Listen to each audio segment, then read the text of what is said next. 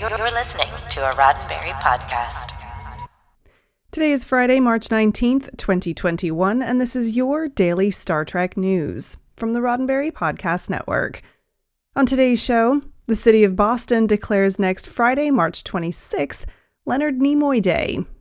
Fan film Pacific 201 is a charming nod to post-Enterprise era Star Trek, and I've got the answer to Tuesday's trivia question. I'm Alison Pitt, and today's show is supported by people like you through Patreon. Find out more and add your support at patreon.com/Daily Star Trek News.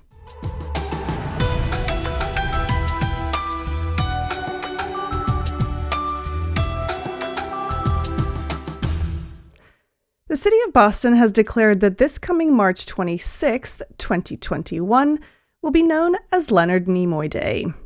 Leonard Nimoy, known of course to Star Trek fans as Spock from the original series, was born in Boston in 1931.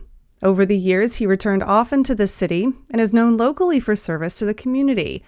So it's only fitting that on the occasion of what would have been his 90th birthday, the mayor of Boston would find it appropriate to honor him.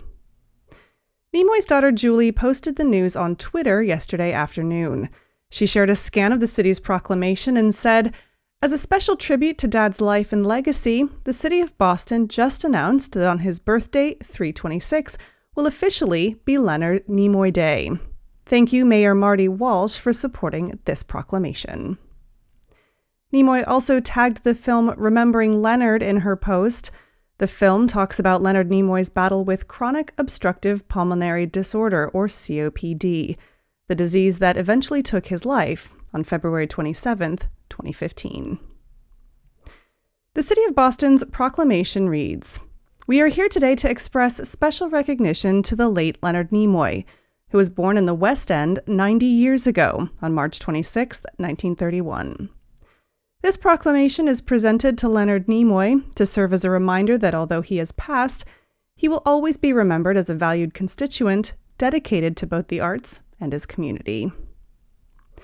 The mayor of the city of Boston, Marty Walsh, signed off the proclamation urging others to recognize Nimoy's accomplishments too. He said, "I encourage all Bostonians to recognize Leonard Nimoy's commitment and dedication to the arts and the lasting impact he has left on the community." Now, next up today, something a little bit fun for the weekend. If you're looking for something fresh and exciting to watch, do yourself a favor and check out Pacific 201. It's a Star Trek fan film that was released in 2 parts last November and December. You won't be disappointed. Pacific 201 takes place in the early 23rd century. Decades after the end of a war between Earth and Romulus, tensions are still high and trust is hard to find. Following a memorial service honoring the fallen crew members of the starship Pacific, Commander Elisa Vondre, played by Margaret Herbener, submits herself to questioning from Starfleet intelligence. Despite having filed a full report, Commander Vondre is forced to relive the experiences of a failed scientific mission, which cost the lives of many of her crew. Told largely through flashbacks, the mission in question saw the crew of the Pacific unable to break orbit from a catastrophe in the making. With the ship badly damaged and no hope of rescue from the Federation, the crew is hailed by a nearby Romulan ship, claiming to offer assistance to the Pacific. All is not as it seems, however, and soon the crew of the Pacific must decide where their loyalties lie. Now, if you're looking for a satisfying nod to the Star Trek franchise, you could do far worse than Pacific 201. In addition to Herbener, the film stars Casey Troyer, Lindsay Williams, Luke Leone, and Jeremy Burkett, and it's written and directed by Eric E.C. Henry. You can watch both Part 1 and Part 2 on Pacific 201's YouTube channel now. I've got the answer to Tuesday's trivia here in just a moment, but first, a word from me. This show is supported by people like you through Patreon. Your support, from as little as $1 a month, helps us pay for our expenses like hosting and software, and it helps us grow the team so we can bring you even more Star Trek news wherever you are. Please consider supporting the show on Patreon. You can find out more at patreon.com/Daily Star Trek News. That's patreon.com/Daily Star Trek News. And a big thanks to you for supporting this show. And now, it's the answer to this week's Trek Trivia. On Tuesday, I asked you, there's one location on the planet Vulcan that holds special significance for Trekkies, because according to a story by Vulcan philosopher Surak, the idea of infinite diversity and infinite combinations started there. It's also where Spock was reunited with his Katra in Star Trek III, The Search for Spock, but where was it? The answer?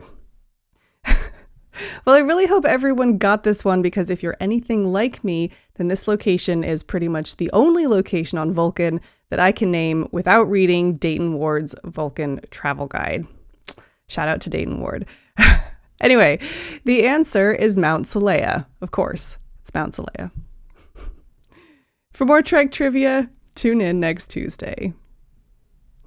Well, that's it for today's Daily Star Trek news from the Roddenberry Podcast Network. Don't forget to check out the other great shows on the network at podcasts.roddenberry.com. Daily Star Trek News is produced by me, Alison Pitt, with selected stories by Chris Peterson. We're supported by people like you through Patreon. Find out how you can add your support at patreon.com/Daily Star Trek News. Finally, please make sure that you're signed up for the Daily Star Trek newsletter at dailystartreknews.com/contact. Get all the day's Star Trek news delivered straight to your inbox every weekday morning. I'm back on Monday with more of the Star Trek news you need to know. I'm Alison Pitt. Have a wonderful weekend, and live long and prosper. This is a Roddenberry podcast. For more great podcasts, visit podcast.roddenberry.com.